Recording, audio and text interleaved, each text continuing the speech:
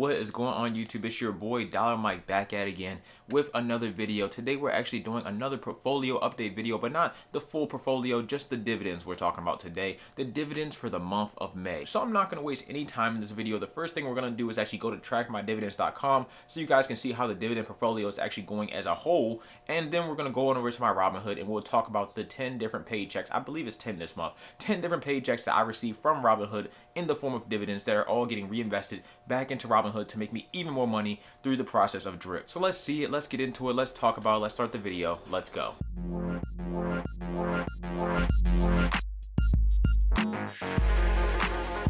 If you guys don't know what I do here on the channel, I make videos all about personal finance, such as saving money, investing money, budgeting, credit cards, a whole bunch of different things that all relate to money. So if you're interested in any of that, sit back, relax, and subscribe. Sit back, relax, and like the video. And also check out those links down below. Those links down below will get you tons of free stuff. We're talking about free stocks, free cryptocurrency, and just free other stuff with all those links down below in the description. So let's not waste any more time.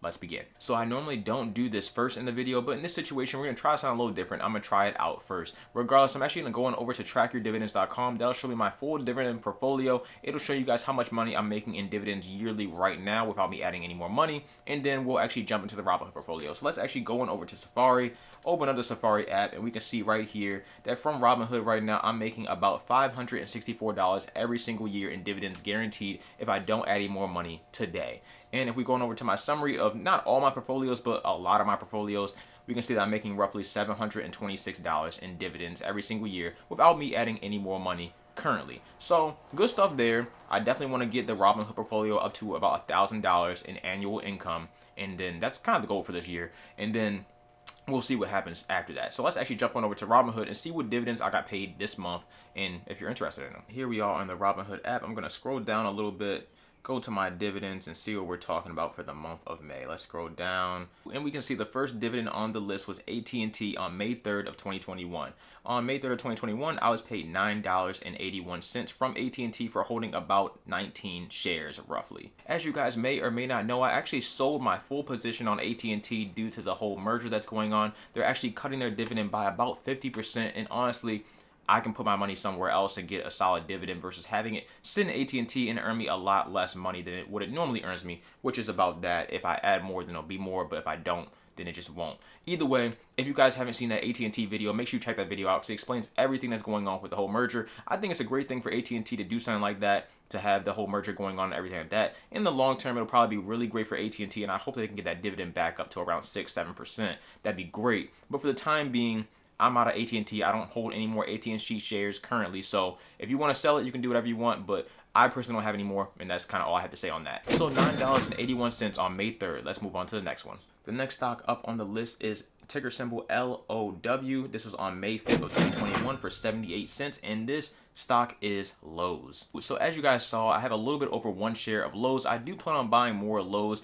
They actually pay a nice consistent dividend, so I have no issues with them. I don't really talk about them too much on the channel, but it's either Lowe's or Home Depot. They're both pretty solid stocks. I just had to have one of them, so I chose Lowe's. And yeah, I don't really have anything to complain about it. Nothing wrong with the dividend. I simply just don't have that much money invested in them, and you can tell by that because I don't really receive that much in a dividend. But once again, that 78 cents is going to go back into Lowe's and make me more money. It's a very small amount of money, so it's not going to make me that much more. But overall, the more I add, the more I make. Drip turned on. Make sure you have your drip turned on if you're doing any dividend investing. That's simple. Let's move on to the next one. The next one up on the list is AGNC, ticker symbol AGNC. If we go on over to the stock AGNC investment, and I actually was paid on May 11th of $2.28. AGNC is a real estate investment trust, or a REIT. If you guys don't know, you know now, but they actually pay that dividend every single month. So the more money I put in AGNC, obviously is all going to go back into AGNC, and they pay that monthly dividend, which is nice as well. And AGNC actually covers the real estate sector for Maryland as well as DC. The next one on the list is Apple, and we all know who Apple is. We all know what Apple does, but either way, on May 14th of 2021, they paid me a dividend of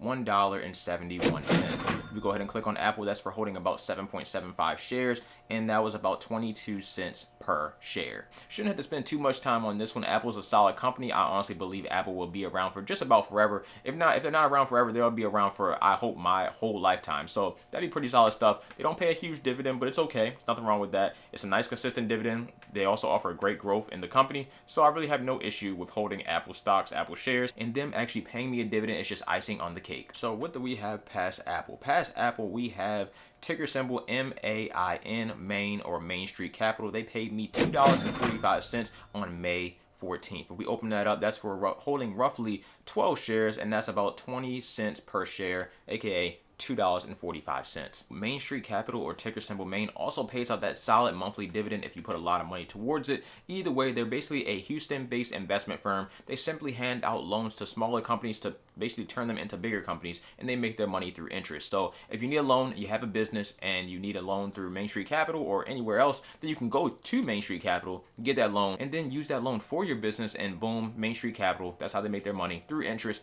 of the investment loan. So good stuff there, no problems there, no issues there. Monthly dividend, I like it. After Main Street Capital, we have Ally, ticker symbol ALLY.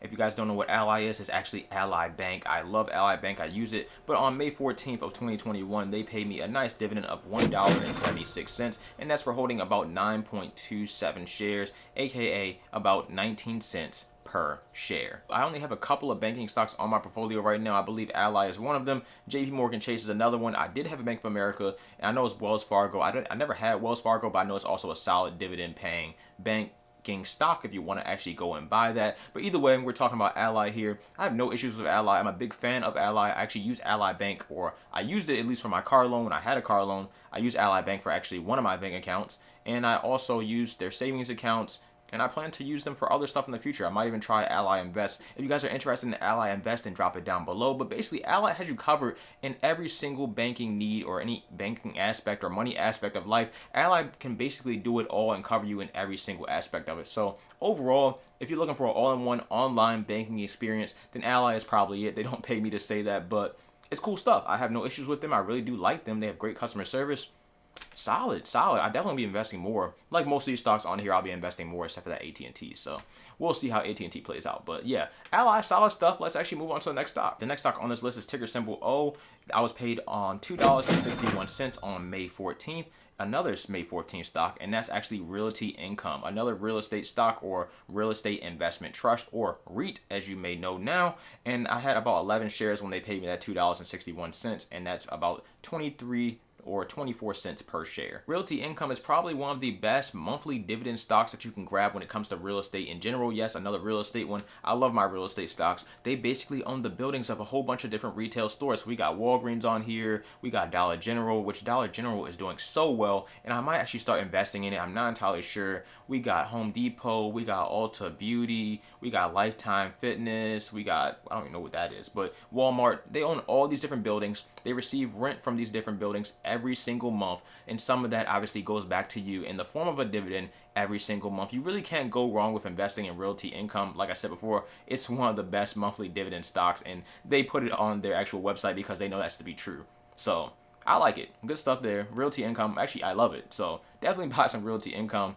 It's solid stuff. The next dividend stock on the list is actually ticker symbol PG. May 17th of 2021, they paid me $2.01, and PG stands for Procter and Gamble. And that was actually for holding about 2.3 shares, and that was roughly 86 cents or roughly 87 cents per share. So I definitely did put more money into Procter and Gamble. It's a pretty expensive stock. We actually going over to it's $134 a share. But yeah, I gotta put some more money in Procter and Gamble. And if you guys don't know what Procter and Gamble is, they basically have tons of different products. I'm not gonna go over all the products, but I'll put something on screen for the products. They have tons of different products, household name, that you probably don't know, and if you do know, then you know how big this stock is and you know why it's the price that it actually is. But either way, Procter & Gamble is a solid investment. It's not too much to say about it, but I honestly do love them as a nice dividend stock, and they've been around for some time, and they've been paying a consistent dividend for at least 25 years for sure. So definitely good stuff for Procter & Gamble. Have no complaints, and I will be buying more. It's no question about that. After Procter & Gamble, we have the next one, the ninth one, which is ticker symbol PSEC, SEC. That was actually on May 20th of 2021, and they paid me a nice dividend of $6.95. PSTEC stands for Prospect Capital, and it's basically the same exact thing as Main Street Capital. All they do is offer out more loans to smaller companies, have those smaller companies pay them back in interest, and once again, all that revenue that they get back, you get a little piece of that in the form of a dividend. So they actually paid me, like I said before, $6.95, about 6 cents per dividend for holding roughly 125 shares on May 20th. Good stuff there. I had Prospect Capital. Honestly, people were saying this is a pretty risky stock, and if we're going over to the actual stock, it's $8.47 right now. I actually got in at about $4.78, so I made a solid gain on this stock on top of the dividend, and we can see another dividend coming in on June 17th, so we'll talk about that one next month. But yeah, solid stuff with this stock. I have no issues with this stock. People say it's pretty risky, but as long as they're paying the dividend, I really don't care, to be completely honest. The dividend, I guess, safety score for this stock is pretty low, so it's a high chance that they could drop the dividend at any time. But since I've been holding this stock, they've been paying this dividend every single month, so I have zero issue with it at all. So if you want to grab some, you can grab some. I think it's kind of high right now. I don't know how much higher it's going to go, because if we look at the 5-year chart, this is actually roughly around where it's been in the past 5 years. So we could see what happens. I'm going to have to look into this company some more. I definitely need to start taking some profits because I'm up 77%.